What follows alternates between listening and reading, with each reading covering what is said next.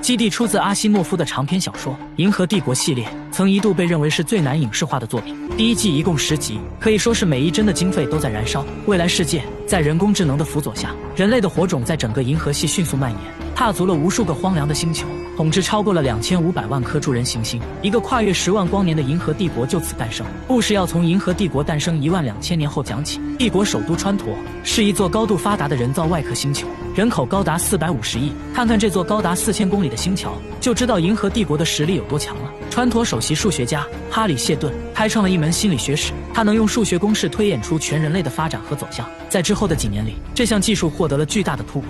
他预测出了银河帝国将在500年后毁灭，毁灭的可能性高达92.5%。在帝国毁灭之后，人类将延续长达3万年之久的蛮荒时代，直到被第二个银河帝国取代，并且这一毁灭不可被逆转。消息一出，惊动了整个统治阶层。为了避免引起动荡，高层决定封锁这一消息。与此同时，在一颗名叫奈克斯的农业星球上，诞生了一个数学天才，女孩名叫盖尔。但在这颗星球上，科学研究是被明令禁止的。像盖尔这样的异类，如果被宗教祭司发现，结果只有死路一条。还好谢顿找到了盖尔，把他招募到了自己的门下。盖尔告别了自己的父母，带着沉重的心情离开了这颗野蛮落后的星球。他来到了帝国跃迁舰上，在跳跃期间，所有人都必须进入睡眠状态。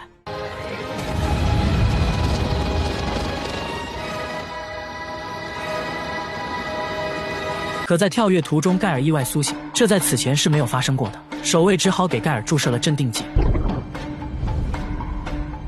但在盖尔醒来之后，并没有透露自己有醒来过，因为在跳跃途中，普通人的意识和身体会被撕裂，这也说明盖尔异于常人。但是他隐瞒了这一切。随后，他们乘坐太空电梯，经过14个小时的高速下降，终于来到了繁华的川陀。整个星球被人造外壳覆盖，但还有数十亿的居民生活在不见天日的川陀地下城市。他们的天空是服务器投放的影像，而这里的一切都属于帝王们。帝王有3个不同时期的克隆体，他们分别为黎明、白昼、黄昏。他们拥有至高无上的权力。对于谢顿提出的毁灭论，被帝王当成了一种威胁。那些信仰谢顿的居民会被无情的处决，瞬间灰飞烟灭。当黄昏兄弟实现到的时候，白昼兄弟就会取代他，而黎明兄弟就会取代白昼兄弟。这样的循环已经持续了4个世纪之久。丹莫尔是帝国的第一部长，负责协助国王管理事务以及处理一些军事冲突。安纳克里昂星和迪斯比斯星在不久前发生了动乱，帝国派出的特工在纷争中被杀死，因此他们将2个星球的使者找来问话，试图阻止全面战争的爆发。就在不久前，数学家哈里谢顿精准预测出了500年后，银河帝国将会遭遇一场不可逆转的毁灭，但国王却以叛国罪的名义，在整个星球居民的注视下，对谢顿公开审判。这时，谢顿提出了一个解决方案：既然帝国的毁灭不可被逆转，那就将3万年的蛮荒时代缩短至1000年。他将和10万名科学家一起撰写一部银河百科全书，让新的文明在1000年内迅速发展，取代下一个银河帝国，继续书写人类文明的辉煌。但国王依旧不肯相信谢顿，并且派出了1名特工，让他说服数学天才盖尔，指出谢顿心理史学中存在的错误。而盖尔在指证现场反对了国王，他坚信谢顿的预测是对的。国王无法接受这样的事实，当即决定处决2人。可就在这时，川陀的星桥和太空站同时遭遇了袭击。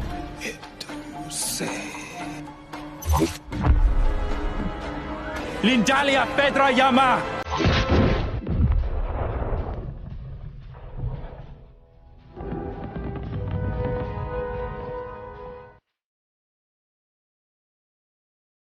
银河系最伟大的工程就这样崩塌了，连接太空站的星桥就像绞刑具一般缠绕了整个星球。川陀本身就是一颗人造外壳覆盖的星球，灾难牵连到了至少地表以下50层，伤亡人数超1亿人，这让国王气急败坏，又将谢顿和盖尔找来问话。谢顿表示他预测到了会发生这样的事情，但他无法确定会发生的时间，也不知道幕后黑手是谁，因为他无法预测个体的行为。而刚刚的袭击仅仅是个开始，国王意识到了危机，这次他听取了谢顿的解决方案，同意让他撰写《银河百科全书》，但为了避免引起不必要的恐慌，他们必须前往银河帝国的边缘星球端点星去完成他们的使命。可事情似乎没有这么简单，国王把他们分配到端点星，实际上就等于是被流放了。端点星距离川陀5万光年，可国王并没有给他们提供跃迁舰，所以他们要抵达端点星需要878天的漫长旅程。但为了整个银河系的未来，他们也顾不了那么多。没过多久，谢顿就带着他的团队踏上了前往端点星的漫长旅程。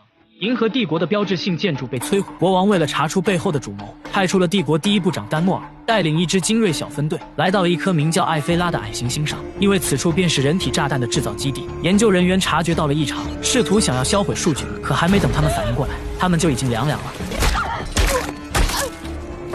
原来这种纳米人体炸弹可以成功避开安检，才得以让激进分子完成袭击。他们在研究人员的身上安装了一个神经刺激装置，但在询问后得知，他们和幕后主谋并无关联。此前，丹莫尔身体被碎片击中，但他的身体却没有流血，而是流出了一种有机液体。原来他是一个人工智能，也是川陀仅存的一个。黎明国王说他的同类都已经死了，可他却反驳道，他的同类并没有死，只是被人类销毁了，所以他尽力表现得像个人类。星条事件造成了上亿人的伤亡，还有数十万具尸体漂浮在太空中。身为白昼国王，他连子民的尸首都保不住，这让他情何以堪。于是他为了安抚民心，决定向安纳克里昂星和迪斯比斯星发动毁灭性的打击。虽然遭到了黄昏国王的反对，可悲剧还是发生了。这是一场宇宙级别的直播，残忍的处刑现场，两国大使的随从被一一处死，但他却放过了2位大使，让他们眼睁睁看着自己的星球被践踏，这比死亡更痛苦。白昼国王的举动让黄昏国王有点失望，而黎明国王也表示不理解兄弟的做法。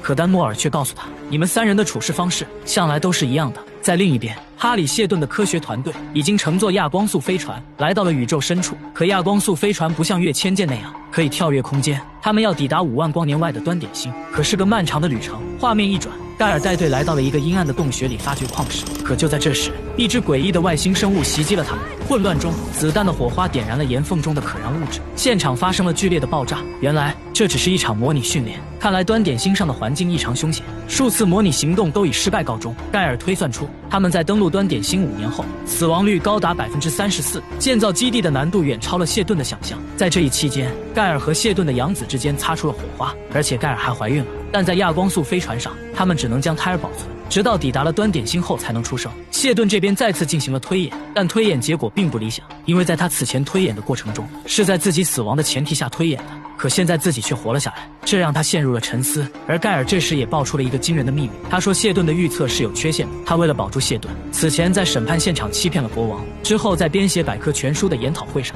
盖尔与其他科学家的观点又出现了分歧，这让整个团队陷入了迷茫。谢顿看着士气低沉的团队，心里多少有些愧疚，他告诉每一位参与基地计划的成员，你们每一个人都是被精挑细选出来的，你们的付出会被后人铭记，将会永垂不朽。船员们再次提起了士气，可谢顿自己的内心已经开始动摇。在吃饭时，谢顿提起了养子的陈年往事，这让小伙很不舒服，可谢顿还一脸轻松的笑道，言语中还带着些许嘲讽。两人之间的矛盾也因此逐渐加深，直到这天，悲剧发生了，谢顿被养子偷袭，银河帝国最伟大的数学家就这样倒下了，而盖尔也刚好目睹了这一幕。还没等他搞清楚状况，养子趁机拿走了谢顿耳朵上的东西，并迅速将盖尔装进了逃生舱。You can breathe the fluid. Keep calm. Remember to count primes. I love you. I'm sorry. Good night, dear. 400年前，克里昂一世统治着银河帝国，川陀在他的带领下繁荣昌盛，但人总得经历生老病死，帝王也不例外。他的人生已然接近了尾声，但他怎么舍得放下这跨越10万光年的银河帝国？他想亲眼目睹星桥拔地而起，屹立在银河系的中心，俯视他所创造的一切。于是他将自己的克隆计划交给了生化人丹莫尔负责，从此便开启了老中青3代同时执政的帝国新篇章。400多年后，距离星桥爆炸已经过去了19个年头，曾经的黄昏国王已经走到了生命的尽头。他看着漂浮在太空中的星桥残骸，心里不免有些愧疚。克里昂一世最在乎的杰作，竟毁在了他们的手上。这是黄昏国王的最后一餐晚宴，饭后兄弟俩带着他参观了星桥的残骸。兄弟俩答应他们会创造出更加伟大的作品，以此来纪念克里昂一世，纪念每一位来过的国王。从此，星桥将不复存在。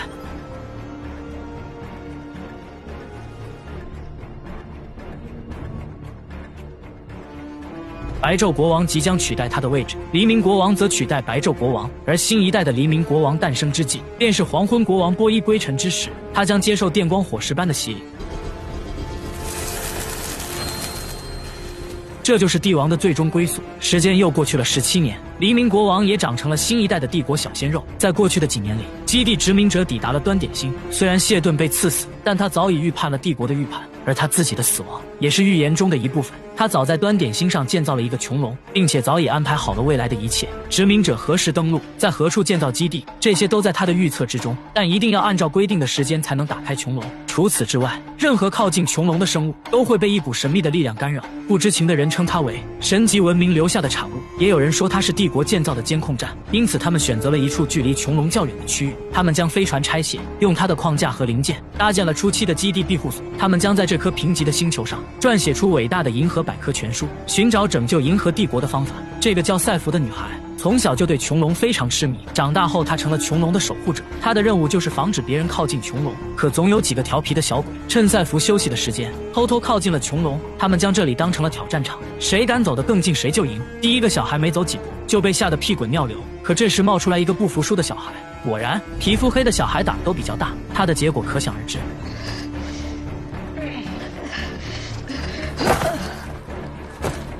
几个小孩见状撒腿就跑，还好赛弗及时出现，救了小孩一命。而他不知什么原因，竟然可以无伤害靠近穹隆，而他也是唯一一个可以靠近穹隆的人。这说明他也是谢顿预测中的一部分。他询问过母亲多次自己的身世，母亲却始终闭口不答。可就在这天，赛弗发现穹隆的磁力场正在向外扩张，而在端点星上的基地小镇上，还有一群人在代替谢顿完成他的使命。30多年来，他们一边撰写着银河百科全书，一边观察着穹隆的异常。原本庞大的科研团队，如今也所剩无几。而且这颗荒凉贫瘠的星球不出产任何金属矿石，只能从其他星球采购所需的物资。赛弗的男友雨果是基地的采购员，他长期驾驶着货运飞船在附近星系奔波。每当雨果满载而归时，基地的孩子们都会非常的兴奋，因为他经常会给孩子们带一些端点星上没有的零食回来，比如巧克力。雨果这次回来也只能在端点星上短暂的停留29个小时，过后还得继续外出采购物资。雨果向赛弗介绍了自己所去过的星球，而从未离开过端点星的赛弗同样也对外太空充满着无限的遐想。雨果也希望他能跟自己去看看外面的世界，可赛弗有自己的使命，没有办法离开这里。到了夜里，赛弗正常外出巡逻，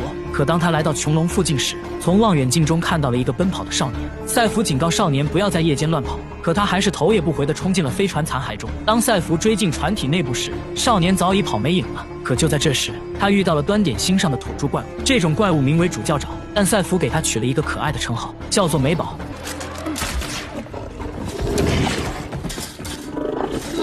第二天，他们通过望远镜观测到，有3架安星人的飞船正在向端点星靠近。36年前，帝国战舰向安纳克里昂星和迪斯比斯星发动了致命性的打击，这次很有可能就是来向他们进行报复的。而雨果正是迪斯比斯星人，或许他可以利用自己的身份，靠近安星人的飞船打探情况。可在多数人看来，应该将此事直接通报给帝国。而赛弗作为端点星的守护者，他首先想到的是检查基地的武器库，可武器库里的装备都是一些破铜烂铁，基本都派不上用场。更糟糕的是，他们与帝国之间的通讯也被切断了。安星人这是要明目张胆地进攻端点星。危机关头，赛弗的母亲只好打开了谢顿的公式。或许与众不同的赛弗能够理解心理史学，从而推算出解除危机的办法。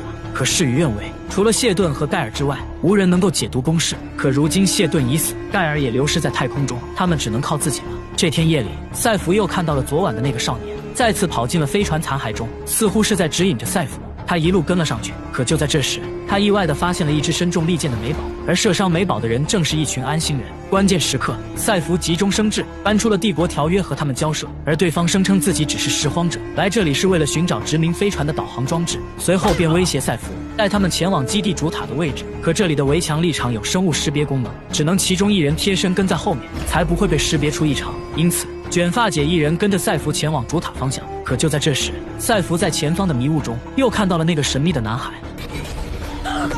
可对方却什么也没看到。突然，赛弗灵机一动，他以抄近路为借口，径直开向了穹隆。结果可想而知，卷发姐当场昏死过去。随后，赛弗将她带回了基地。基地现在面临着前所未有的危机，但没有帝国的指示，他们也不敢轻举妄动。可他们始终联系不上帝国，再这样耗下去也不是办法。于是，赛弗和雨果来到卷发姐面前，试图想要探出一些可靠的消息。可卷发姐的嘴很严实，不肯透露半点信息。最终，赛弗动用激将法打破了他的心理防线，卷发姐瞬间失控，飙起了一口流利的外星方言。她的内心像猛兽一样狂怒。赛弗从她身上看到了死亡的气息，不过也从她的口中听到了一些端倪。再根据她手中的弓箭推断出，眼前的卷发姐根本就不是什么拾荒者，而是统领安星人军队的大猎手。与此同时，安心人大军已将基地团团包围。谢顿的攻势只能预测出群体的行为，并不能预测出个人的命运。曾经有个帝王找过他，让他推测出新一代帝王的命运，可他也没有预测到新一代的帝王会是如此的软弱。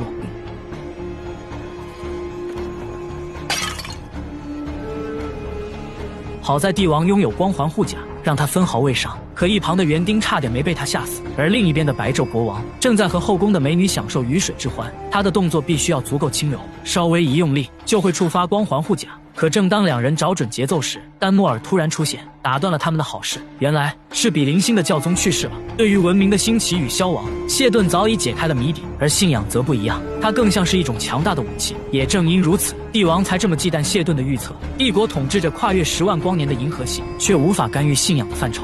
而大使的到来是为了选出下一任继承者。大帝们希望提拔格拉特为下一任比邻星教宗，可这时又冒出了另一个继承者哈利玛，而且他的支持者略高，这让帝王非常生气。因为这个叫哈利玛的女人提倡教徒回到帝国统治前的时代，帝王打算亲自去一趟比邻星，处理教宗继承者的事务。他们如此看重这件事情，是因为透光教的教徒在整个银河系足足有3万亿之多，万一要是出了什么差错，这将会颠覆整个银河帝国的统治。而此时的川陀也出现了动乱，因为36年前的星桥坠毁事件，导致77层的热尘室被融化，而36年后，他们还没有处理好这件事情。可就在这时，他们发现了大角星附近的通讯浮标断网了，而那个浮标正是连接边缘地带的通讯。这下他们终于意识到了端点星的异常，一波未平一波又起，这让帝王们开始相信谢顿的预测，因为谢顿曾在审判现场说过一模一样的话。Sensing vulnerability, soon other players will begin to apply downward pressure. An exhortation from one of the galaxy's major religions is a given, or perhaps a homegrown insurrection here on Trantor. 其实黄昏国王早在30年前就召集了1000位帝国最顶尖的数学家，让他们来破解谢顿的公式。可30年过去了，他们还是没有弄出个所以然来，还谎称谢顿的预测是违背现实的行为，这让国王当众发飙，甚至直接把人给吓死了。Tell me! 黄昏国王派了帝国大将军多尔文带一支军队立即前往端点星调查。他还特意嘱咐了一句，让他提醒基地不要对帝国有所隐瞒。而在另一边的端点星上，基地面临着前所未有的危机，安心人随时都有可能攻破外围，可他们始终联系不上帝国。于是赛弗集结了基地内仅有的几名战士，准备正面迎战。可就在这时，赛弗突然出现了幻觉，他来到了川陀图书馆中，在这里他又看到了那个神秘少年。为何幻象会接连出现？赛弗毫无头绪，但一定有他出现的原因。或许是穹隆给他的提示，可能解除危机的关键点就在赛弗身上。与此同时，安心人已经在围墙外架好了武器，准备攻破基地的屏障。他们坚持不了多久了。这时，雨果提议他可以乘坐飞船逃离，去其他星球求助，而这样的行为很危险，可能还没进入轨道就会被安心人击落。可雨果不顾自己的安危，执意要去尝试一下。就在这时，赛弗突然意识到穹隆肯定跟谢顿有关系，因为他在出现幻想时看到了川陀图书馆，而谢顿此前便是那里的馆长。在宇宙深处的某未知领域，一艘逃生舱缓缓映入眼帘。没错，他就是盖尔，在黑暗的太空中漂浮了30多年，直到现在他才被飞船捕获。因为逃生舱有冬眠功能，盖尔还是原来的样子，可他不知道自己身在何处。逃生舱内还有那把带有谢顿血迹的匕首，他想到了曾经所发生的一切。此时的盖尔紧张到了极致，他不停地敲击着舱门，可无论他怎么使劲，都无人回应，手都差点搞废了。可就在这时，奇迹出现了，他手中的匕首突然被吸在了门把上，舱门就这么神奇地打开了。难道是他的血与谢顿的血融合，触发了某种程序？盖尔小心翼翼地穿过长廊，来到了飞船大厅，可飞船内空空荡荡，除了他，只剩下一片寂静。盖尔跑到控制台前询问智能系统这艘船的人员去向，可系统却显示只有他一个人。接着他又询问系统今年是哪一年，系统的回答让盖尔大吃一惊，原来他已经睡了34年零223天。可当盖尔想要发送求救信息时，系统却提示权限不够，也无权更改飞船的航线。于是他只好搜索帝国的新闻，得知一些消息。在新闻中，他看到了谢顿死去的消息，这令他痛苦万分。而男友在被抓后一直沉默不语，直到审判官提起了盖尔的名字，男友这才开口说话。他承认了自己所做的一切。 I know what I've done seems incomprehensible, but you can't lose faith in the plan. Ever. 盖尔哭得泣不成声，此时的他是多么的无助。他想过要结束自己的生命，可就在这时，一双无形的手阻止了他。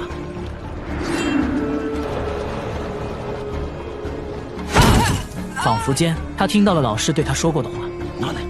gives us ways to survive the destruction until the rebirth arrives. 盖尔瞬间换了个人似的，他重新换上制服。这一次，他脸上的无助变成了希望。盖尔利用自己的天才头脑，在没有权限的情况下，用浏览星图的方式忽悠智能系统，一步一步将自己的位置给找到。原来他在阿尔戈星区玉灵星流附近，接下来就该骗出航行方向了。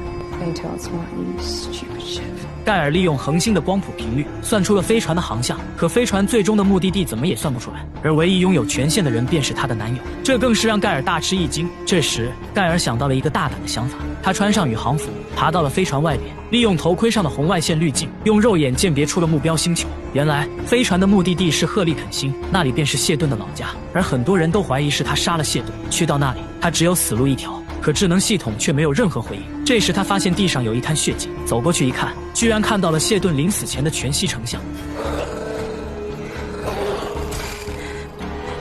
基地在围墙立场的保护下，暂时还算安全。可再怎么坚固的屏障，也承受不住持续的攻击。北边的一角即将被攻破，大战一触即发。危机时刻，天空中传来一声巨响，帝国跃迁进入了端点星的轨道。 救星终于来了，而安心人见此却不屑一顾。原来他们早就料到了帝国跃迁会来，这正是他们想要的。跃迁舰扫描了端点星的情况后，很快便发现了安心人的舰队。将军立即联系了基地，他们收到了基地的求助。可赛弗建议他们不要靠近，等弄清楚安心人的目的再行动。可将军却要把卷发姐带到跃迁舰上，他要亲自审问。可就在这时，安心人开启了信号屏蔽器，切断了基地的通讯。原来他们一直在监听通话内容。将军一说将卷发姐带来，他们就立即切断了信号，就是不想给赛弗做判断的时间。赛弗意识到他们肯定另有阴谋，随后便立即赶回了基地。可还是来晚了一步，人已经被带走了。他们把卷发姐带到了主塔里，准备送她去跃迁舰上。可就在这时，他启动了藏在眼睛里的脉冲干扰器。What is that? 立场控制器被破坏，基地的屏障瞬间消失，安心人大军攻进了基地。毫无抵抗力的基地居民只能四散而逃，死的死，伤的伤。与此同时，跃迁舰上的帝国小队也察觉到了异常，他们整装待发，将会在5分钟后登陆端点星。就在这时，卷发姐绑架了赛弗的母亲，关键时刻，赛弗成功救下了母亲，两人扭打在了一起。一顿激烈的厮杀过后，赛弗打败了卷发姐，可他的母亲又被安心人给抓获。赛弗只好束手就擒。随后，卷发姐将两人带到了主塔高处，想让他们也尝尝眼睁睁看着亲人死去的痛苦。安心人认为是谢顿的预言激怒了大地，才导致了自己的星球被轰炸，破坏基地，打乱谢顿的计划，便是他们的目的。这时，跃迁舰下降到了基地的上空，他们向安心人发出了警告，可安心人早就做好了准备。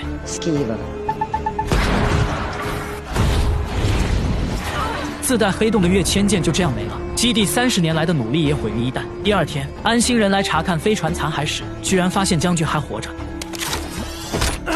他们活捉了将军。基地居民除了逃走的雨果和赛弗的父亲外，仅剩2个漏网的孩子，其他人全被俘虏。两人偷偷溜进了关押赛弗的房间，找准时机，无缝配合，成功救下了赛弗。安心人目的果然是深藏不露，他们先是切断了通讯，紧接着进攻基地。等跃迁舰赶到端点星后，又千方百计让他们靠近地面，最后使用早已准备好的高速导弹摧毁了跃迁。而如今，他们又想让基地的科学家们修复那艘摧毁的跃迁，他们想要占为己有。那么他们的下一步计划将会是跳跃到川陀，完成他们的复仇计划。赛弗怎么也没想到，竟然是这2个导弹鬼救了自己。他们将赛弗一路拖着来到了地热隧道，顺便还吐槽了一下赛弗的体重。这时，有个小孩提起了无敌战舰，赛弗很意外，他们是从哪听到这个名字的？原来他们在营救赛弗的时候，在基地里偷听到了安心人的对话。而这艘无敌战舰早已经消失了几个世纪，莫非是安心人找到了无敌战舰？因为他们此前也说过，他们在寻找殖民飞船的导航装置。赛弗意识到了事情的严重性，刚走出隧道，他们就遇到了雨果和哈定使者。据他们所知，安心人重新设置了围墙立场，也就是说他们没法回基地了，他们必须要想办法夺回基地。可赛弗却想到了安心人的护卫舰停在地热场附近，他觉得安心人的目的是想要打造一艘歼星级别的战舰，如果让他们得手，整个银河系都将会生灵涂炭。最近赛弗接二连三的出现幻觉，这必定是有原因的。赛弗说服了父亲，暂时先放弃基地，抓紧时间去摧毁他们的护卫舰。这里提一下赛弗的父亲，他从小在川陀的地下城市长大，因此身体素质并不是很好，遇到大风便会变得弱不禁风。在一路上，父亲对赛弗讲起了辉煌的川陀，但他对此却不屑一顾，因为辉煌的川陀背后就是无尽的谎言和欺骗。经过了上万亿人的辛苦工作，才换来了川陀的繁荣昌盛。可川陀的大部分居民都活在水深火热之中。终于，他们来到了地热场。赛弗观测到安星人正在水电室附近设置炸弹，他们的目的是要毁掉整个基地。赛弗决定远距离摧毁护卫舰，可就在这时，他又出现了幻觉。这一次，他的意识连接到了盖尔的身体。原来，谢顿的死也是计划的一部分，但是他不能自己动手，这才让他的养子背上了这个黑锅。而且他和盖尔在一起也会打乱计划，这一切都是必然的，因为数学结果不会说谎。Do you trust me? I wish I'd never met you, but you did. 而原本该进逃生舱的也是他。I got straight to the cryopod. It's programmed for you. Don't implicate her in this. 难怪捕获盖尔的飞船系统设置的唯一权限就是他。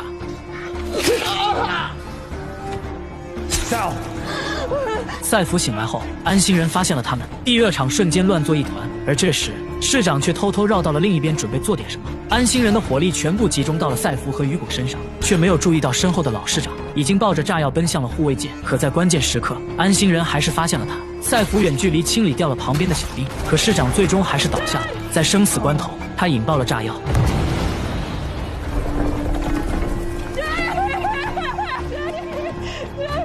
市长用自己的生命摧毁了护卫舰。他曾经加入基地计划的原因，仅仅只是因为他喜欢的人在这里。可最终，他也相信了谢顿的计划，并为之付出了一切。赛弗惭愧无比，是因为自己的决定让父亲丢了性命，他觉得是自己搞砸了。而谢顿也说过，整个银河系会因为一个人的行动，从而转向另一种可能，而他可能就是那个天选之人。夜里，两人从地热隧道偷偷潜入了基地，可还没来得及行动，就被安星人逮了个正着。他们的3架护卫舰全被摧毁，现在唯一能离开端点星的飞船，只剩下雨果的货运飞船了。而能够操作这艘飞船的人也只有他。可雨果为了保住赛弗，他欺骗卷发姐，飞船必须要和赛弗一起操作才能起飞。就这样，在雨果的教导下，从未开过飞船的赛弗现学现卖，成功启动了货运飞船。安星人还带了一些对他们有用的基地科学家，还有跃迁舰的舰长。他们在基地居民的目送下离开了端点星。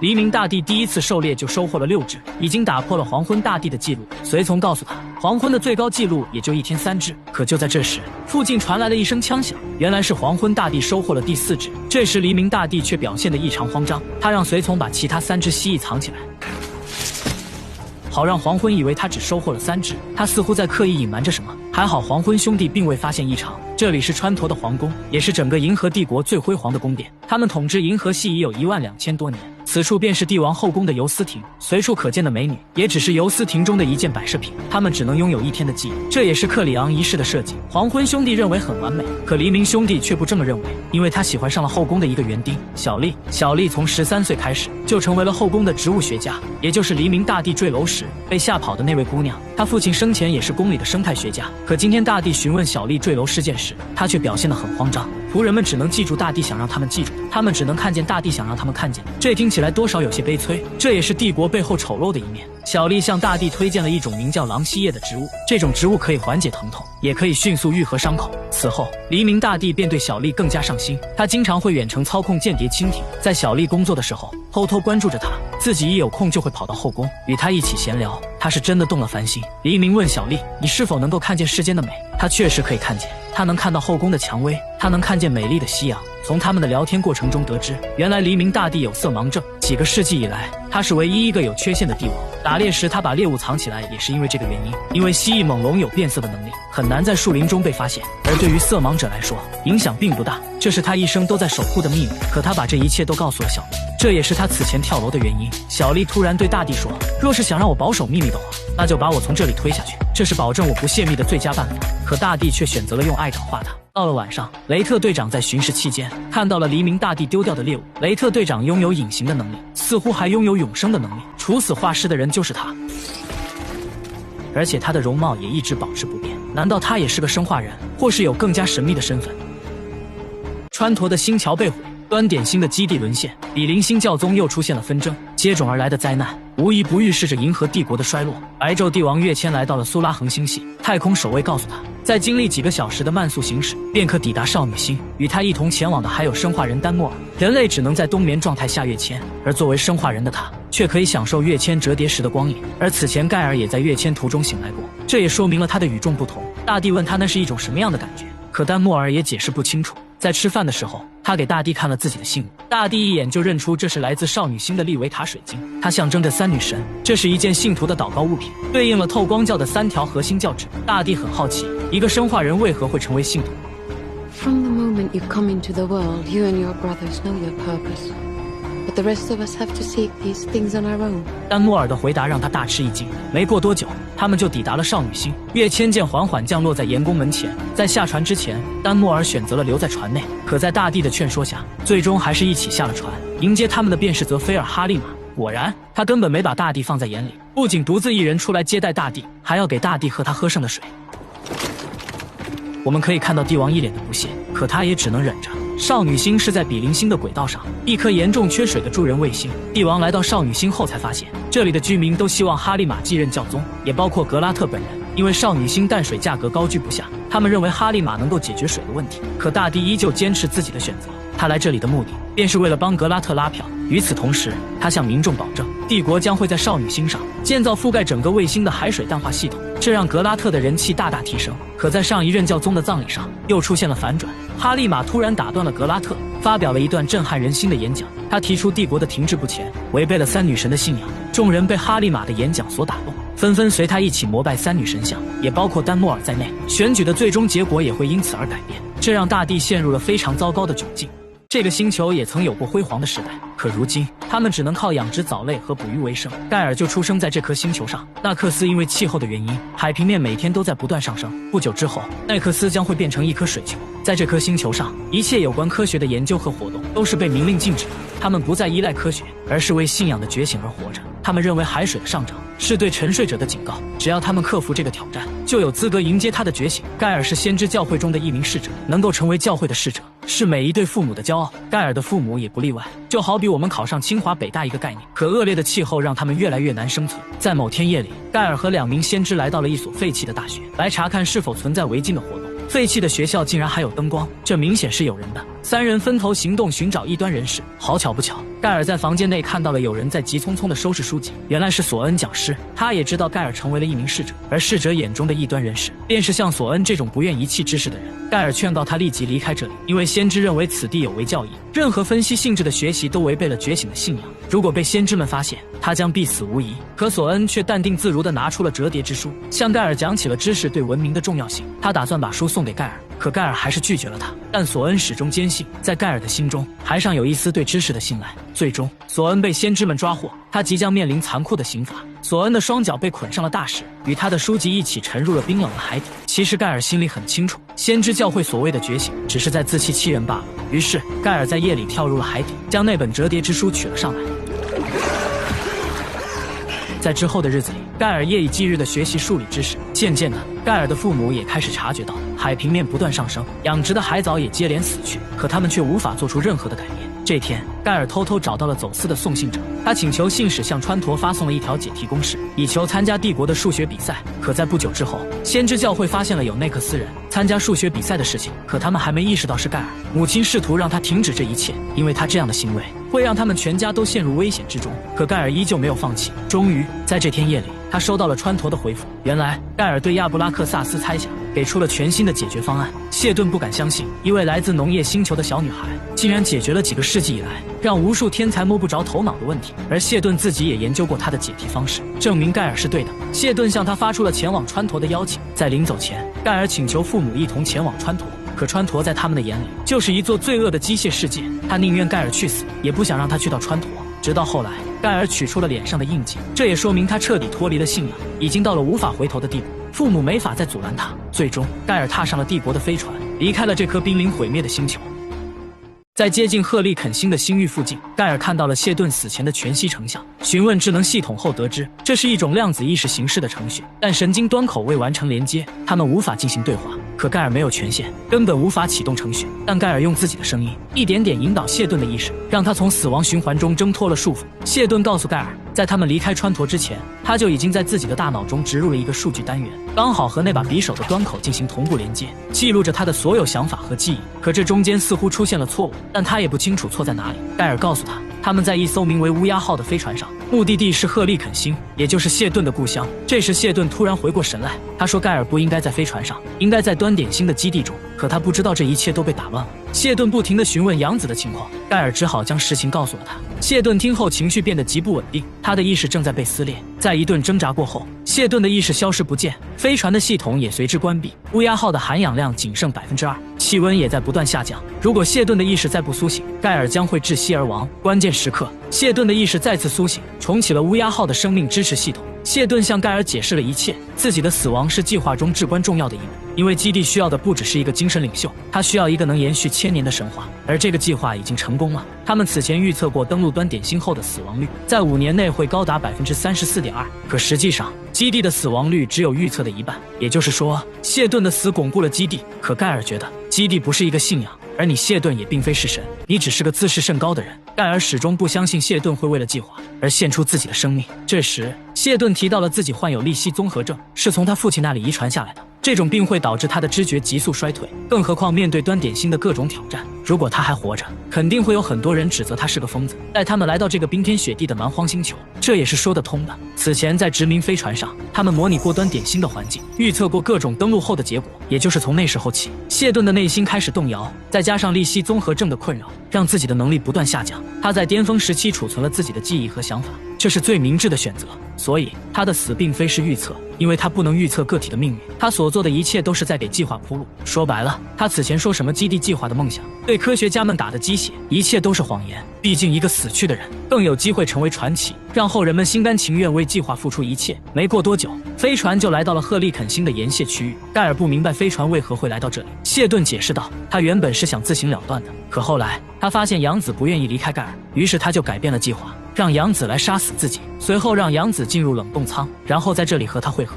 可盖尔突然闯入了房间，打乱了原本的计划。如果杨子在这个时候逃走，他们肯定会将盖尔处死。于是他让盖尔代替自己来到了飞船上，这一切都是因为他很爱盖尔。盖尔无法接受这样的事实，他认为是谢顿欺骗了他们，利用了他们。可谢顿却说道，当你解开亚布拉克萨斯猜想的那一刻起，你就已经接受了这个角色，因为他公开报名了数学竞赛，他明知道这会让自己的父母带来危险，可他依旧来到了川陀，这是盖尔自己的选择。可如今盖尔的男友已死，自己又阴差阳错的来到了这里，他将这一切都归咎在了谢顿的身上。可谢顿又开始质疑盖尔当初为什么要闯进房间，而不是继续在游泳池游泳，因为他平常都不会在那个时间段结束训练。盖尔终于说出了自己的秘密，因为他在游泳池中感觉到了一种不祥的预感，这种预感没有画面，更像是身体上的一种冲动，也就是说他的身体会在他的意识之前预测到危险。比如在星桥坠毁之前他就有过预测，在跃迁舰上特工还未开口，他就知道了对方想说的话。就在这时，一颗陨石碎片击穿了船体，可盖尔却提前预判到了，这就是谢顿无法预测的事情，他不能预测出何时会发生，而盖尔可以。这不是通过数学的计算，而是他天生拥有预知未来的能力。银河帝国的生化人公然对煽动分子下跪，这让白昼大帝异常的愤怒。可丹莫尔却说，如果他没有跪下，就表明自己背弃了信仰。可大帝依旧对他很不理解。 I was kneeling to the mother. I'm sorry, to the what? 可大帝是个克隆人，根本不吃这一套。他更是拿丹莫尔是生化人的身份说事。既然你那么崇尚信仰，可你却拥有永生的能力，这不是违背了教旨中的轮回转世吗？可把话说回来，丹莫尔是经过程序设定好的生化人，如果下跪违反了程序的设定，那他的身体应该是无法下跪的。可大帝却质问他，你是否是自愿下跪的？丹莫尔没有正面回答，只是说他对帝国的忠诚凌驾于一切之上。这时随从带来消息，说哈利玛的演讲引起了很大的反响，他的支持者遥遥领先了格拉特。因为缺水的原因，少女星变得岌岌可危，随处可见死伤的难民。大帝为了搞清楚哈利玛的目的，他来到了难民营，质问他到底想要干什么。可哈利玛却直接放出了狠话 And the genetic dynasty. 大帝只好给他开出诱人的条件，除了海水淡化系统外，再加一个卫星安全站，这样安全和净水一举两得。可哈利玛依旧无动于衷，他要的并不是这些，而是他觉得一脉相承的王朝将会毁掉整个银河系。可大帝依旧自以为是地说，他和他的兄弟们取得了巨大的成就。这时哈利玛打断了他的话，说他只是一个已死之人留下的自尊心罢了，甚至还提到了谢顿的毁灭论，这可是赤裸裸的挑衅啊！可即便是如此，大帝也拿他没有办法，因为透光教的数量实在太过庞大，足足有3万亿人，占了整个银河系接近40%的人数。更让大帝惊讶的是，星桥坠毁事件的幕后黑手也有可能就是他。这时大帝想起了谢顿的预言， Exhortation from one of the galaxy's major religions. 果然被他说中了。丹莫尔想到了一个办法，他觉得可以将哈利玛的通讯数据过滤掉，把一些有关一脉相承的词汇删除。可大帝却不想这样做，他要证明谢顿和哈利玛都是错的。这次他摆出了帝王该有的样子，向哈利玛发出了挑战。哈利玛曾说过，没有灵魂的帝王无法看清自己。可今天他将背道而行，决定行走女神旋梯。他要重新定义三女神的真理，寻求更加广阔的力量。这是一个与众不同的帝王，他不用操心帝国的大业，每天都观察着小丽的一举一动。渐渐的，两人之间的感情也得到了进一步的发展。他取下了帝王手镯，褪去了光环护甲，与小丽一起为爱鼓掌。小丽还送了他一对色彩矫正眼镜。可大帝却说出了自己的苦衷，他不能引起别人的注意，更不能让白昼和黄昏发现他有缺陷。小丽劝他可以在没人的时候偷偷戴上，可大帝依旧有所顾虑，如果事情败露，他将一无所有。而且他还不止一个缺陷，在握手的时候，他的右拇指会压在左拇指之上，而白昼和黄昏却恰恰与他相反。不仅这些，他们的生活饮食习惯都有着很大的差异，这对于普通人来说算不上是问题，可对于银河帝国的帝王来说，任何一丁点的问题都是不允许存在的。随后，大帝带着小丽参观了皇宫，他向小丽介绍了克里昂仪式，还有帝王的替代品——立在玻璃柜里面的帝王，在不间断地接收着信息，与其他3位帝王的意识保持着联系。如果某一个帝王遇刺或者受损，他将会成为替代品，这让小丽非常的惊讶。其实帝王们也很可怜，他们只能算得上是一个测试品，这也是他忌惮兄弟的原因。如果被他们发现了自己的与众不同，那他将会被毫无疑问的取代。他们存在的意义就是做好一个完美的复制品，容不得有半点瑕疵，所以他不能去做任何的改变，他不能矫正视力，只能继续伪装自己，或者选择结束自己的生命。可小丽向他提出了第3种选择，选择逃离。可小丽不知道，一个叛变的帝王是不可能活着离开这里的，哪怕躲到银河系的任何角落，他们都会找到的。况且他这张脸是整个银河系最好认的脸。这时小丽又给他推荐了一个生物黑客，据说他可以一刀换脸，堪比美颜术。即便是这样，他们也能通过技术手段追踪到他。可小丽却说，只要你愿意改变，任何问题都可以解决。其实从他跳楼的那一刻开始，他就已经做出了反抗。小丽建议让大帝躲到疤痕区，对于帝国而言，疤痕区代表着失败，可对于川陀的居民来说，这是一个新的开始。他们不用再受到帝国的约束，不用在模拟器下安于现状，他们可以抬头就看见云彩和星辰。帝王利用蜻蜓间谍越过了安全区，看到了一个不一样的世界。他看到了熙熙攘攘的街道，看到了人声嘈杂的车厢，看到了一个充满生活气息的疤痕区。大帝的内心也逐渐被改变。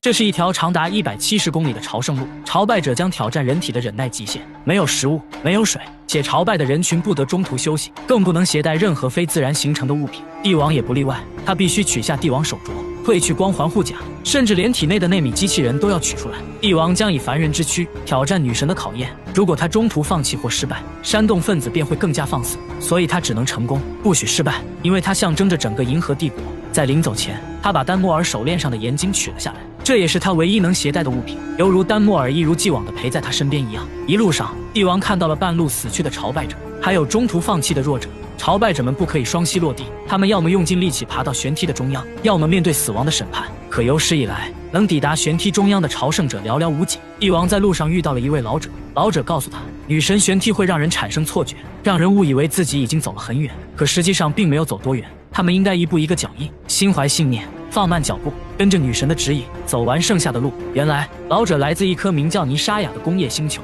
那些有毒素且不能在川陀生产的工业品都来自这个星球，比如大地最喜欢的陶瓷釉。因为他们的星球被一层厚厚的白雾笼罩着，因此也看不到污染的景象。帝王并未向他透露自己的身份，他只是说自己来自巴尔塔罗斯。滚烫的地面，炙热的阳光，无时无刻不在摧残着他的躯体。帝王再也支撑不住了，可他仍未双膝落地，他用尽力气再次站了起来。可就在这时，身后的老者却突然倒下了，而下一个倒下的人很有可能就是他。大地的双脚开始不停地颤抖，可他依旧没有放弃。他看着路上堆起的尸骸，再次将无助化成了动力。最终，大地一瘸一拐地走进了圣洞，接受了圣水的洗礼。他看到了翩翩起舞的盐粒子，紧接着形成了一朵3叶花。原来，成功走完女神旋梯的人，在经过圣水的洗礼之后，会触发一种离子反应。3女神会传递给他一个幻象，而每一个人的幻象都是独一无二的。大地挑战成功了，回到盐宫后，泽菲尔议会给他解读了幻象。原来，在很久以前，多拉星与苏拉星相撞，从而形成了3颗卫星，也就是他们口中的3女神。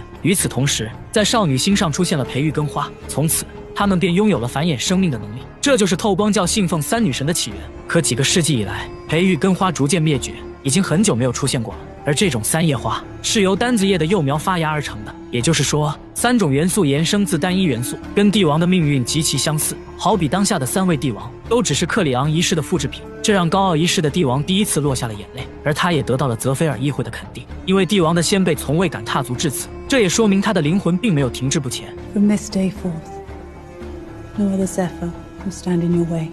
帝王在临走前还不忘感谢哈利玛，因为有了他的鼓励，自己才有机会踏上了朝拜之路，从而赢得了所有人的尊重。最后，丹莫尔找到了哈利玛，两人做了最后的告别，而哈利玛未能成为教宗，也即将回到自己的星球。可丹莫尔对这个结果并不满意，只是他没有选择的权利罢了。丹莫尔的过去也逐渐浮出了水面。原来，在1万多年前，丹莫尔也曾行走过女神旋梯，他也曾看到了女神的幻想，这也是他作为最后一个生化人辅佐帝王1万多年的原因。而哈利玛也猜到了丹莫尔来此的目的，因为帝王不可能让他活着离开这个星球，这也是丹莫尔跟他说出实话的原因。在他抚摸丹莫尔的时候，毒素就已经通过肌肤渗透到了他的身体，他将会不痛不痒地离开这个世界，这也可以让别人以为哈利玛是自然死去的。帝王的少女星之旅圆满结束，晚餐过后，他将跃迁回到川陀。可就在这时，丹莫尔突然对帝王提出了质疑。在刚来少女星的时候，他的梳妆台上有一朵封存的培育根花，这是他在1万年前带回来的。也就是那天，帝王刚好看到了那朵花，可帝王却矢口否认，说只是丹莫尔想多了。可实际上，丹莫尔的猜测是对的，大帝根本没有看见所谓的幻想，这一切都只是帝王下的一盘棋而已。高，实在是高，就这么把3万亿人给忽悠了。在赫利肯星的岩蟹圈中，乌鸦号飞船正在艰难地前行着，任由岩蟹在船体上不停地拍打。盖尔的人生又何尝不是这样？盖尔告诉谢顿，他从小就拥有了预知未来的能力，他预见了自己的家人和整个星球被海水吞没。也正是因为他的天赋异禀，他才选择了研究数学。他想用数学证明预测是错的，想找出避免灾难来临的办法，但这一切都只是徒劳，因为预测是不可被逆转的。就在这时，飞船在岩蟹的撞击下变得极不稳定，可飞船却自行启动了导热系统。这一切都是谢顿精心设计的成果，而这艘飞船去赫利肯星的目的似乎并不简单。在盖尔不断的逼问下，谢顿终于说出了一个惊天的阴谋。原来，谢顿从一开始就打算回到赫利肯星，而端点星只是计划中的第2基地。从某种程度上来讲，端点星的基地只能算得上是一个诱饵，因为真正的第1基地便是赫利肯星，那里是谢顿的老家。他在赫利肯星有丰富的资源和人脉。如今，他知道了盖尔拥有预测未来的天赋，这对第1基地的发展有很大的帮助。可盖尔拒绝了他。I want off. Now. 谢顿对此无动于衷，盖尔只好威胁他，他要以来时的方式离开飞船，可他又能去到哪里呢？去到端点星需要几10年，回到川陀又会被帝国流放。可盖尔坚持要离开飞船，偌大的银河系又何止区区这2颗星球？谢顿也曾说过，盖尔的直觉对计划很重要，而盖尔的直觉告诉自己，让他离开这艘飞船。与此同时，飞船内的温度还在不断升高。于是，盖尔想到了一个损招，他不听谢顿的劝阻，拿起大锤狠狠砸向了导热系统。再这样下去，还没等他们抵达赫利肯星，盖尔就会被活活烤死。眼下谢顿只剩下2个选择，要么放盖尔走，要么看着盖尔被活活烤死。Just let me go, please. 在这种情况下，谢顿没有了选择的余地，他只能放盖尔走。Bye, Harry. Goodbye, Dale. 盖尔再次躺进了来时的逃生舱，而乌鸦号飞船也在岩蟹圈中烟消云散。盖尔选择了最终抵达的目的地，是他的老家辛纳克斯，而航行时间需要138个帝国标准年。盖尔又踏上了一场漫长且孤独的旅程，这是一场10000米高空的跳跃，他们必须躲避一切障碍物，如果不小心被撞击，将会万劫不复。在基地战役过后，安星人带着赛弗和雨果，驾驶着货运飞船来到了安泽星带，这里一片死寂，毫无生命的迹象。曾经这里也是炙手可热的矿区，如今却只剩下那些锈迹斑斑的设备。没有了帝国的技术支持，这一带的矿机便不再运转。也正是从那时候起，雨果就开始了太空司机的生涯。可卷发姐却恶语相向，说他抛弃了自己的同胞。雨果却说，少了他一个抢夺资源的人。安星人来这里的目的不是为了资源，而是为了消失700年之久的无敌战舰。这艘无敌战舰是托雷安大帝的舰队中最顶尖的一艘战舰，它代表着一个时代最强大的武器载体。它从不在一个地方出现2次，但整个银河系都流传着关于它的传说，而安星人却在这里找到了它。这时，将军警告卷发姐，无敌战舰拥有跃迁技术，而帝国将跃迁技术视作国家机密，他们宁可摧毁整个边缘星域，也不会让你占领无敌战舰。科学家还嘲讽道，无敌战舰不会为安星人打开气闸。可卷发姐也不傻，他一把划破了将军的手掌。原来，帝国的纳米机器人技术是为了加快愈合过程和身份识别而设计的，能够进入任何帝国飞船。这也是他带上将军的原因。除此之外，想要登上无敌战舰那是相当的危险，因为无敌战舰的防御系统仍在运行。安星人此前为了接近他，还损失了2艘战舰。随后，众人穿上了太空服，准备登上无敌战舰。这时，赛弗偷偷询问雨果，在这一带是否还有运行的通讯系统。雨果说机会不大，但也并非毫无机会。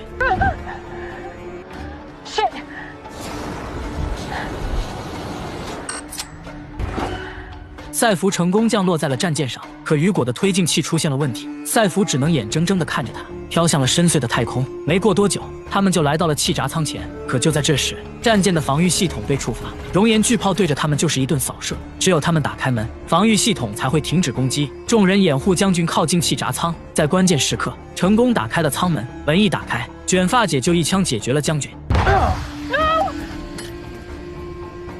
进入船舱内部后，一具具干枯的尸体映入眼帘，船舱内的空气被冻住了，看起来应该是被冻死的。就在这时，卷发姐要求靠住赛弗，因为这里也就剩他一个人有战斗力。他们找到了控制板，重新打开了环境系统，空气和重力都恢复了正常。可这时，一位科学家却发现了异常，船舱内的灯一直以18秒的间隔在闪烁，可刚刚却缩短至了16秒，这很有可能是下一次跃迁的倒计时。这时，卷发姐说出了一个秘密：2周前无敌战舰刚好跃迁至这里，原来无敌战舰还在自行运转，随机设置跃迁间隔的时间。要想控制这艘战舰，唯一的办法便是在下一次跃迁之前登上它，而下一次会跃迁至哪里，无人知晓。这也正是无敌战舰被称为幽灵船的原因，而这艘战舰消失的原因，肯定是跃迁到了超出通讯范围的外太空，又或者是已经离开了银河系。经过计算得出，距离下一次跃迁只剩4个小时。如果在4个小时内，他们不能完全掌控飞船，就有可能死无葬身之地。可一旦成功，无敌战舰便会跃迁至川陀，这让赛弗不知所措。随后，赛弗试图策反科学家，跟他一起反击。当他们准备进入控制室时，赛弗发现了异常，及时拉住了科学家，要不他就直接撞死在了能量屏障上。作为一名守卫者，对此他非常熟悉，而他也是唯一能够消除屏障的人。他要求卷发姐给他打开了手铐，可他却不知道，赛弗的心里打着小算盘。他重新设置了系统的信息，成功消除了屏障。就在这时，赛弗和所有科学家一起试图造反，可结果却是损失了几名专家。卷发姐想要结果赛弗，可手下却阻止了他，因为他们需要赛弗来帮他们化解危机。只要他们成功控制战舰，重新设置导航，他们将会直接跃迁至川陀，让川陀也遭受和他们星球一样的灾难。To bring the Empire to its knees.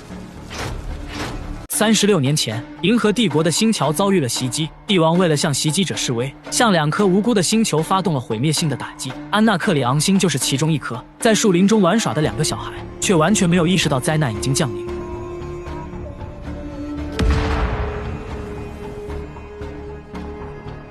帝国的打击摧毁了安纳克里昂星半数的生命，而那个幸存下来的小女孩便是卷发姐。所有幸存下来的安星人，浑身上下都烙印着无数的伤痕，他们活着不为别的，只为复仇。复仇的信仰支撑着卷发姐，让她活到了预估寿命的3倍之多。现在，她又找到了这艘无敌战舰，必然是复仇的最佳时机。赛弗试图说服他放弃复仇，如果他们再次攻击川陀，那么整个外围星域都会遭到帝国的报复。但卷发姐可顾不了这么多，他执意要让赛弗将跃迁地点设定至川陀。赛弗没有办法，只能照办，因为所有基地居民的性命都掌握在安星人的手中。Destroy Trantor, and maybe, just maybe, your precious foundation survives what comes after.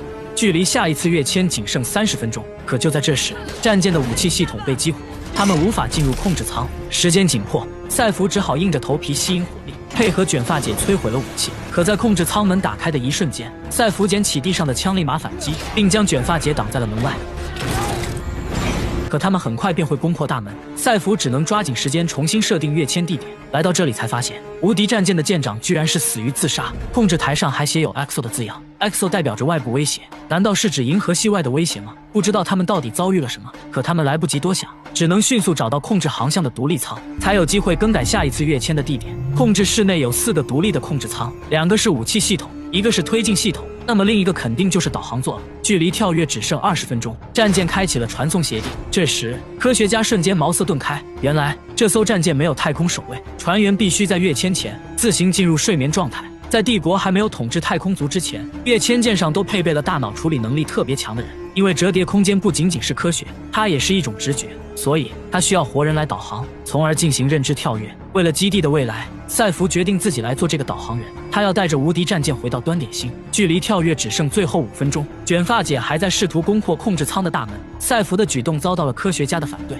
万一出了一点差错，他将会当场去世。可赛弗依旧坚持自己的想法，他认为这一切都是命中注定的。可就在这时，卷发姐突然破门而入，科学家当场领盒饭。与此同时，雨果带着敌星人杀了回来。原来雨果此前飘向太空，只是为了去寻找信号塔，向迪斯比斯星求助。可一切都已经晚了，无敌战舰进入了10秒跃迁倒计时，没人知道它会跃迁至哪里，更没人知道他们能不能在跃迁途中活下来。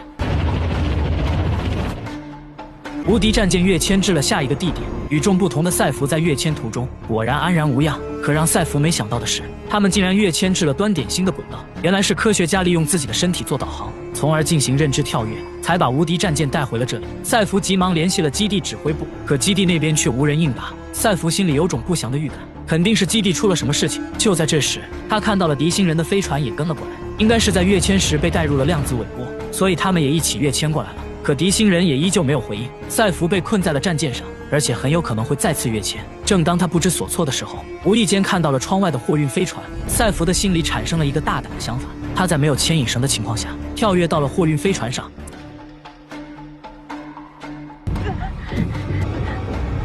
在关键时候，赛弗死死抓住了飞船，最终他成功进入了船体内部，并获得了飞船的控制权限。他试着再次打开了端点星的频道，可依旧联系不上基地。飞船扫描了端点星的地表，还是未能检测到运行的通讯站。赛弗一时间变得不知所措，他意识到了可能是穹隆搞的鬼。就在这时，飞船突然检测到了一个不明物体正向他们袭来。赛弗拉起了武器，准备将目标击碎。就在千钧一发之际，对面传来了雨果的声音。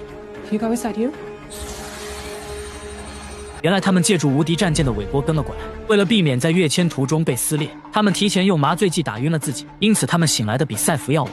赛弗告诉雨果，自己在跃迁时是醒着的，而且穹隆发出的立场和跃迁折叠时的感觉极其相似。赛弗无法解释自己为何如此特别，穹隆和跃迁对他没有任何影响，而且他能清晰地感觉到穹隆立场在不断向外扩大，这样下去，整个端点星都会被穹隆立场包裹着。赛弗便是唯一能够阻止这场危机的人。他不听雨果的劝阻，执意要回到基地一探究竟，因为他是端点星的守卫者，保护基地是他一生的使命。最终，雨果选择了相信赛弗，两人开始从长计议。赛弗驾驶货运飞船回到了基地，雨果则带着敌星人到无敌战舰上，想办法让自动跃迁停止运行。赛弗回到基地后发现，果然和他预料的一样，穹隆的立场袭击了一切生物，基地居民和安心人全都昏死了过去。幸好还有机会抢救，赛弗径直走向了穹隆，准备做点什么。到了穹隆附近后，发现那2个小孩也晕倒在了这里，还有他的母亲也晕倒在了穹隆底下，母亲手里还拿着谢顿的原光体。赛弗试着打开了公式，可原光体完全没有反应。于是赛弗全神贯注，他再次利用自己经常出现的幻想，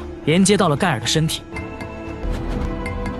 How long did it take you to trigger the Prime Radiant? Got it on the second try.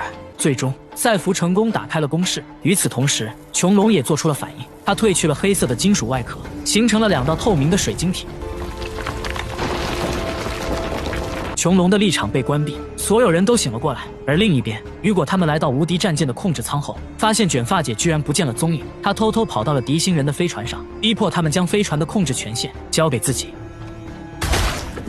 穹隆的中心散发着耀眼的光芒，里面似乎还隐藏着一道门。赛弗决定走进穹隆，可安心人却阻止了他。他们认为穹隆是个陷阱。可就在这时，2架复古的战斗机出现在了上空。原来是雨果带着敌星人来了。安心人面对如此规模的救兵，只能放下武器束手就擒。与此同时，卷发姐也驾驶着战斗机火力输出，瞬间就击垮了敌星人的战斗机。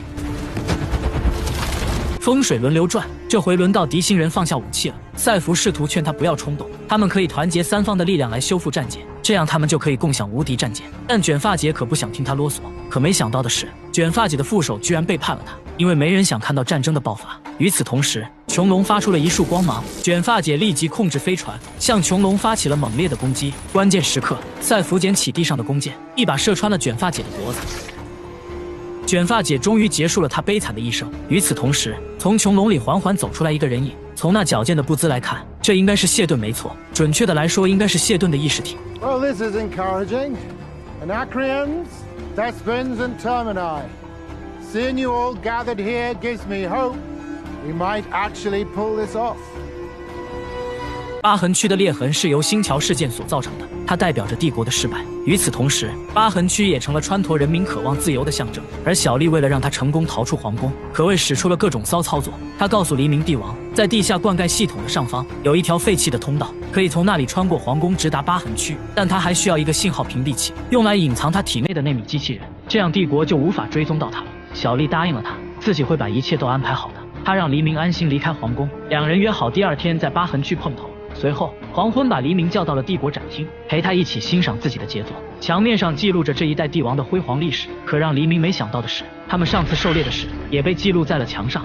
I don't know why this small feat. I knew you had the greatness of Cleon the First in you, but during our hunt, I realized. 队长也不是吃素的，面对帝王也毫不示弱。黎明只好触发光环护甲，瞬间击晕了雷特队长。他绕过后花园的士兵，一路狂奔，越过护城河，躲过侦察兵。根据小丽给他的提示，找到了地下灌溉系统的出口。潜过冰冷的下水道，黎明终于来到了疤痕区。这里看起来更像是难民营，很难想象银河帝国的首都星球居然还有这样的地方。为了隐藏自己的身份，黎明取下了帝王手镯，换取了一件暖和的大衣，随后搭乘电梯来到了小丽所在的地下33层。这里充满了别样的生活气息，熙熙攘攘的街道，随处可见的小吃，还有打闹嬉戏的小孩，这是帝王从未体验过的生活。这里的一切都让他感到好奇。随后，黎明找到了小丽的住处，可小丽却表现出了惊讶的表情，因为他们约好第二天再见面的。可黎明已经没时间等了。小丽的房间整洁干净，灯光冷暖交替，可黎明还是掩饰不住内心的担忧。小丽细心安慰道，并让他先去洗个澡。这时，黎明想到了应该给自己取个新的名字，可当他回到客厅后，小丽却举枪攻击了他。黎明来不及多想，只好跳窗而逃。可他那娇贵的体质，想要逃跑确实够呛。最后，黎明还是被抓住了，而抓他的人竟然和他长得一模一样。原来他们从皇宫里偷走了克里昂一世的 DNA， 目的就是为了有朝一日取代帝王，以此来颠覆银河帝国的统治。而且黎明帝王天生拥有缺陷，也是他们一手造成的。他们对黎明帝王的 DNA 动了手脚，等黎明发现自己的缺陷后，再配合小丽奥斯卡级别的演技，好让他主动来到疤痕区，这也不会让帝国起疑心。为了这一天的到来，他们准备了数十载，这一切都是他们精心设计的圈套。可就在这时，黎明看到了那只间谍蜻蜓，下一秒，帝国哨兵破窗而入，瞬间解决了所有卡拉咪。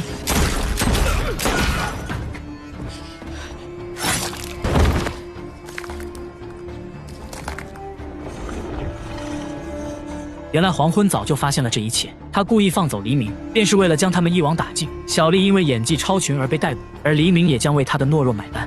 You are stupid, naive, gullible, and these things are forgivable. But the matter of your difference. I'm a victim.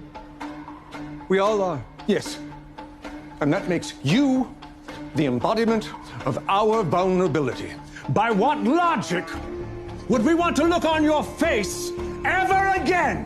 My face is your face. 不过话说回来，该如何处置黎明，并不是黄昏可以决定的，这取决于正统帝王白昼。而此时的白昼大帝也跃迁进入了川陀的轨道，他经过少女星的波折之后，整个人都看起来沧桑了许多。而他又会如何处置黎明呢？这是一头银河帝国的六眼麋鹿，他生来就肩负着怪异的负担，而银河帝国的帝王们也同样拥有自己的负担。作为克里昂一世的复制品，他们生来冷酷无情，不受人民的爱戴。可只有这样，他们才能更有效地管理银河帝国。在广袤无垠的帝国疆土面前，他们必须忽略个人问题。黄昏质问白昼：如果前往少女星的是我，留在皇宫的是你，你是否能像我一样发现异常？ You and I are the same. I have to believe I would have. 黄昏执意要将黎明替换掉，他也希望白昼可以这样做。可白昼经过少女星之旅后，不再像以前那样冷酷无情。白昼来到了黎明身边，兄弟的 DNA 被人篡改，心里多少有些难受。尽管他们的外表一样，声音一样，可他不再是克里昂一世的完美复制品。黎明告诉白昼，他在很久以前就发现了自己的缺陷，他会偷偷观察兄弟们的全息投影，学习他们的生活方式，他努力让自己变成和他们一样的人。可白昼认为，他和小丽密谋串通，擅自逃离皇宫，并把帝王的秘密泄露给了敌人。可黎明却反驳道：我们没有父母，没有亲人，甚至整日与我们相伴的情人也会被抹去所有的记忆。Have you never longed to leave this place? Living out a script written centuries ago. All my life, I wanted to call you father, but you're not my father. We're not even people, Day. We're just echoes of the first Klingon. 随后，白昼来到了小丽的牢房，他邀请小丽去后花园散步，因为这里的一切都是小丽精心培养的植物，犹如他培养黎明兄弟一般。在整个银河帝国统治下的8万亿人中，小丽是第一个差点毁掉王朝的人。或许他不是计划的策划者，但他是计划的执行者。白昼利用技术手段追踪到了所有和小丽有关系的人，包括他的亲人、同事以及皇宫里和他接触过的人，足足有1551人。他们都即将接受帝国的审判。白昼小手一挥，瞬间将所有人灰飞烟灭。从此，小丽存在的意义被抹除得一干二净，而他也将在牢房中过完余生。You will be sensory shrouded for the rest of your life. You will never see, nor hear, nor smell, nor taste, nor touch again. But you will be aware.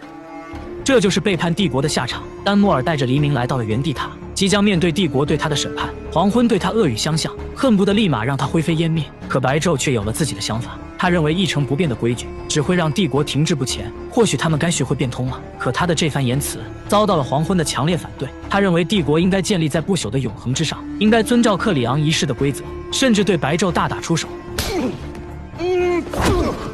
I would rather decant another one of you than have that aberration live amongst us. The decision is mine to make. 正在两人僵持之时，丹莫尔一把扭断了黎明的脖子。I am loyal, Empire, to the Cleonic dynasty above all else. 黎明就这样结束了脆弱的一生。黄昏命令丹莫尔明天一早把另一个克隆体准备好，白昼则独自带着黎明的尸体来到了焚化台前。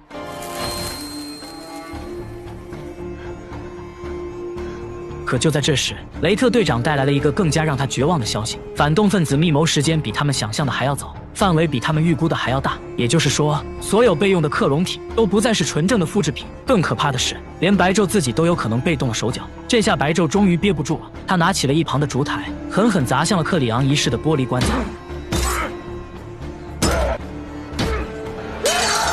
而黄昏来到了他曾经绘画的狩猎图前，将陶瓷又狠狠砸向了墙面。黎明帝王来过的足迹也从此不复存在。而另一边的丹莫尔带着愤怒的情绪来到了梳妆台前，撕下了他那虚伪的人皮面具。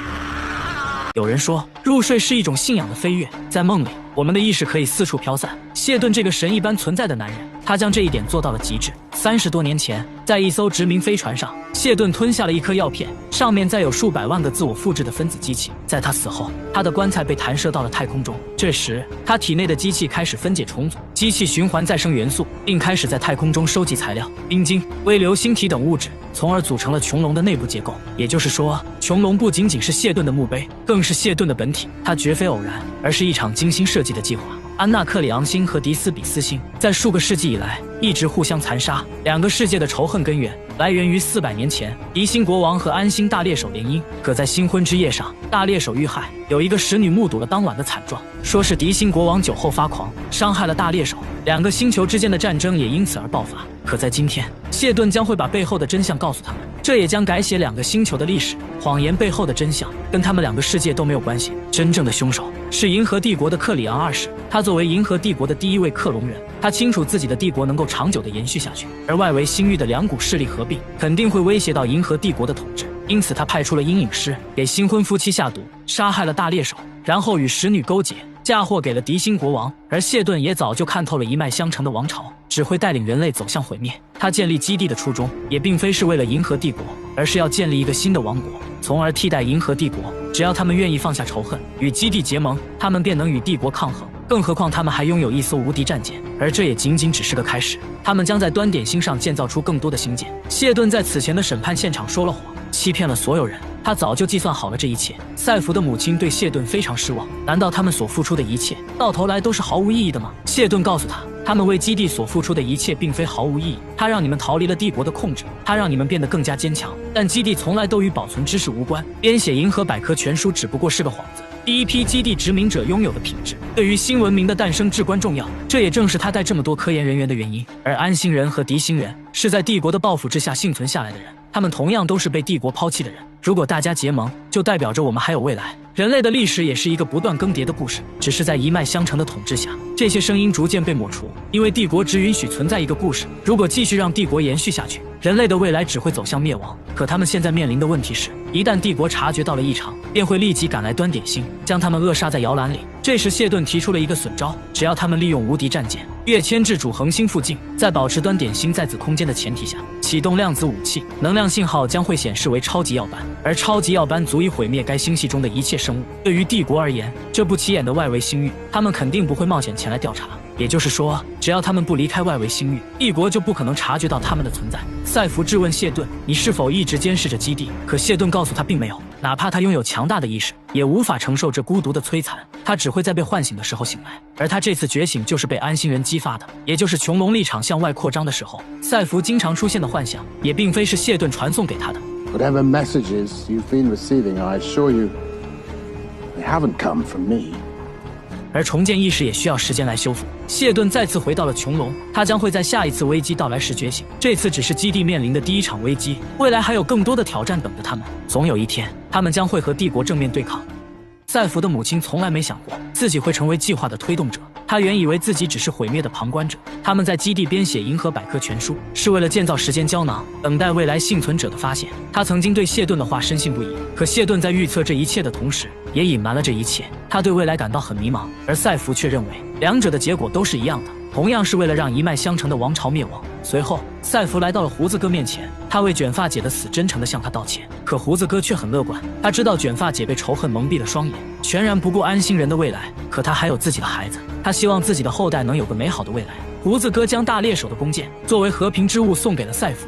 最后，两人一起种下了一棵塔林橡树，这棵树象征着安心人的精神，它将会在端点星上茁壮成长。从此以后，外围星域的居民放下了仇恨，他们团结在了一起，让基地发扬光大。而雨果也成为了无敌战舰的舰长，他们将共同携手，打造出一个属于他们自己的时代。赛弗依旧是端点星的守卫者。这天夜里，他又看到了在穹隆附近奔跑的人影，可这次不太一样，这次他看见的是一个小女孩。